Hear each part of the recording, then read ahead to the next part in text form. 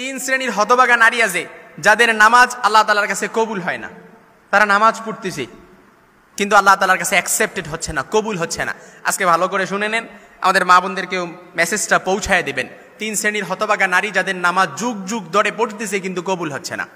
আল্লাহ রাসূল সাল্লাল্লাহু আলাইহি সাল্লামের স্পষ্ট হাদিস, আবু দাউদের বর্ণনা এসেছে, আল্লাহর হাবিব সাল্লাল্লাহু আলাইহি সাল্লাম বলেন, লা ইয়াকবালুল্লাহ সালাতা হাইজিন ইল্লা বিখিমারিন, লা ইয়াকবালুল্লাহু সালাতা হাইজিন ইল্লা বিখিমারিন। ওই মহিলার নামাজ কবুল হচ্ছে না যে মহিলা নামাজের মধ্যে খিমার ব্যবহার করে না, বড় উরনা ব্যবহার করে না, অর্থাৎ তার পরিপূর্ণ পর্দা মেনটেন করে সে যদি নামাজ না পড়ে। এরকম যুগ যুগ ধরে অনেক মা বোন ভুল করে আসতেছে, শাড়ি পরে নামাজ পড়ে কিন্তু নামাজে যায়, সিজদায় যায়, রুকু যায়, কোমর দেখা যায়, তারপর হাতের গোছাগুলো দেখা যায়। অনেকে ভাবে যে ঘরের মধ্যে নামাজ পড়তেছে, কেউ তো দেখতেছে না। না, আপনি তো আল্লাহর সামনে দাঁড়াচ্ছেন, আপনার পর্দা তো পরিপূর্ণ মেনটেন করতে হবে। নামাজ যেমনিভাবে ফরজ, আপনার উপর তো পর্দা করাও ফরজ। এজন্য পুরোপুরি সতর আবৃত করে নামাজ পড়া, এটা হচ্ছে নামাজ কবুল হওয়ার পূর্ব শর্ত, যে তার সতর আবৃত করতে হবে, তার সতর ঢাকতে হবে। এজন্য মহিলারা, আমার মা বোনেরা নামাজ পড়বে।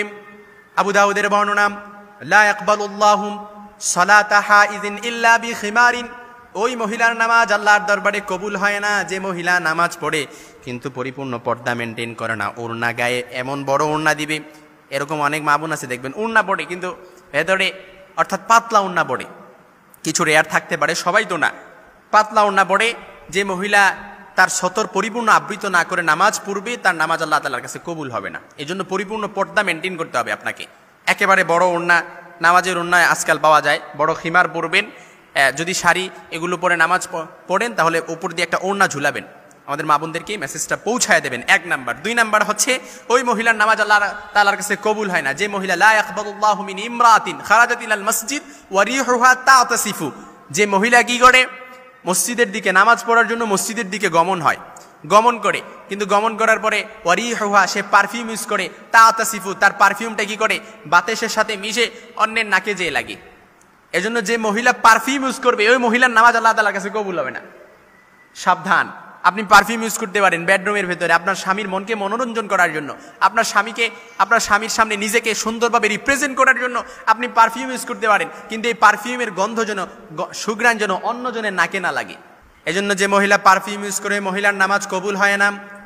এবং ওই মহিলা, যে মহিলা পারফিউম ইউজ করবে আর এই পারফিউমটা অন্যজনের নাকে লাগবে, ওই মহিলা অপবিত্র অবস্থায় যতক্ষণ অপবিত্র থাকবে, অর্থাৎ ততক্ষণ না অপবিত্র হবে হাত্তা তার জিয়াফা তাগতাসিলাম, যতক্ষণ না সে ফিরে আসবে এবং অপবিত্র অবস্থায় যেভাবে গোসল করে, যতক্ষণ না সে সেভাবে গোসল করবে ততক্ষণ ওই মহিলা অপবিত্র থাকবে। আর যে মহিলা পারফিউম ইউজ করে অপবিত্র অবস্থায় থাকবে তার নামাজ আল্লাহ তাআলার কাছে কবুল হবে না। এই জন্য আজকে থেকে সাবধান, পারফিউম যেন আমার মা বোনেরা না করে। আজকে দেখবেন আমার মহিলারা দুর্গন্ধনাশক পারফিউম দিতে পারেন, ডিওডোরিং আপনি এটা কাপড়ের নিচে দিতে পারেন, কিন্তু অনেক মহিলা আছে এমনভাবে পারফিউম মারে, এখানে মারে, অর্থাৎ দুইটা বের হইলে নিজেকে এমনভাবে পার্লারিং করে, অর্নামেন্টস পরে, মেকআপ করে বের হয় আর স্বামীর সামনে থাকে বুয়ার মতো, স্বামীর সামনে নিজেকে বুয়ার মতো রিপ্রেজেন্ট করে রাখে।